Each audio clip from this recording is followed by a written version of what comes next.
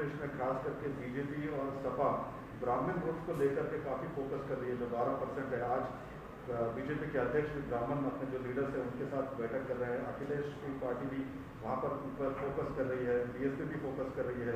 तो कितना फ्रैगमेंटेड जो है इलेक्शन कैंपेनिंग आपको लग रहा है? नहीं, फ्रैगमेंटेड नहीं है। आपने सही कहा कि अखिलेश यादव और बीजेपी और बीएसपी हमारे ब्राह्मण भाइयों के वोटों के लिए पूरी कोशिश कर रही है, मगर देखिए इन तमाम में कॉमन फैक्टर है कि सिवाय 19% उत्तर प्रदेश के मुसलमानों के सब कास्ट और बरादरियों के ऊपर मेहनत की जा रही है, और 19% मुसलमानों को इन तमाम पार्टीज़ ने यतीम और लाचार बनाकर छोड़ दिया है और इनके कोई वोट की अहमियत नहीं रही। तो यही बात हम उत्तर प्रदेश के मुस्लिम माइनॉरिटी को बता रहे हैं कि भाई आपकी कोई लीडरशिप को आपको पैदा करना पड़ेगा। आपकी वोट की अहमियत उस वक्त लोगों को मालूम होगी जब आप अपनी लीडरशिप को बनाएंगे। जो ये पॉलिटिकल पार्टीज़ कभी भी इस बात को मानने के लिए तैयार नहीं, ना इस चीज़ की कोशिश करेंगे कि उत्तर प्रदेश के 19% मुसलमानों को उनका हिस्सा मिले और उनकी एक लीडरशिप बने। उनके दरमियान में से एक नहीं बल्कि कई नेता निकले जो मुस्लिम माइनॉरिटी के जस्टिस के लिए काम कर सके। और दूसरी बात सर, कल गृह मंत्री ने कहा था कि जो अगर सपा या बसपा की सरकार आती है तो राम मंदिर जो है वहाँ पर नहीं बनाएंगे। तो क्या राम मंदिर अभी भी इस इलेक्शन में बड़ा मुद्दा रहेगा सर? अब ये तो आप मीडिया के लोगों को तय करना है। जो हमारी हर स्पीच के बाद आप लोग कुछ ना कुछ उसमें निकालते हैं नुक्ता। अब जो देश के होम मिनिस्टर इस तरह की बात कर रहे हैं तो डेवलपमेंट की क्यों नहीं बात करते? वो देश के होम मिनिस्टर हैं तो उनको ये बताना चाहिए कि नमी में गंगा के जो डायरेक्टर जनरल ने अपनी किताब में कहा कि कोविड के दूसरे फेज में लाशें बह रही थी गंगा के ऊपर, उस पर बात करें ना, उस पर बात ही नहीं करेंगे। अखिलेश ये हरिद्वार के मुद्दे को लेकर के, हालांकि वहाँ पर FIR हुए हैं सर, लेकिन आप लगातार ट्वीट कर रहे हैं कि अखिलेश यादव क्यों चुप्पी साधे हैं।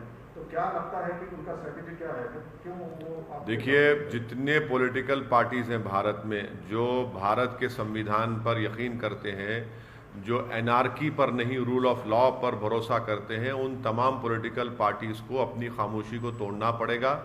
क्योंकि हरिद्वार के धर्म संसद में मुसलमानों के खिलाफ एक ओपन जेनोसाइड का कॉल दे दिया गया, जिसमें कहा गया कि म्यांमार में जिस तरह रोहिंग्याओं को बेघर किया गया, मारा गया, उस तरह भारत के मुसलमानों को इस तरह का उनका हाल करना चाहिए। अगर समाजवादी पार्टी वहाँ पर 70 सीट पर चुनाव लड़ेगी, कांग्रेस वहाँ पर अपना गवर्नमेंट बनाने की बात कर रही है, मनमोहन सिंह को गोली से मारने की बात कही गई जो देश के एक्स प्राइम मिनिस्टर हैं, तो इस पर भी आप रिएक्ट नहीं करें। कब रिएक्ट करेंगे? रूल ऑफ लॉ के ऊपर बात करेंगे या एनार्की के ऊपर करेंगे? तो इनकी खामोशी इनको एक्सपोज करती है और ये बताता है कि इसलिए खामोश हैं क्योंकि इनको फिक्र है कि दूसरा वोट नहीं मिलेगा।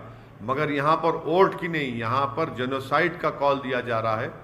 मगर अच्छा है, देश देख रहा है इन पॉलिटिकल पार्टीज़ को, चाहे समाजवादी और कांग्रेस हो, कैसे वो लोग खामोश बैठे। और उत्तराखंड में बीजेपी की सरकार के आशीर्वाद और पूरी सपोर्ट पर इस तरह के धर्म संसद हुआ। उन्हीं की सपोर्ट पर, उन्हीं की ईमा पर, उन्हीं की पूरी सपोर्ट के ऊपर इस तरह की बातें की गई। सिर्फ FIR इशू करने से नहीं होता, उनको गिरफ्तार करना चाहिए। ये तमाम ऑर्गेनाइजेशंस को UAPA के तहत बैन करना चाहिए, तभी जाकर रोक लगेगा, वरना ओपन कॉल फॉर जेनोसाइड किया जा रहा है भारत के मुसलमानों के बारे में।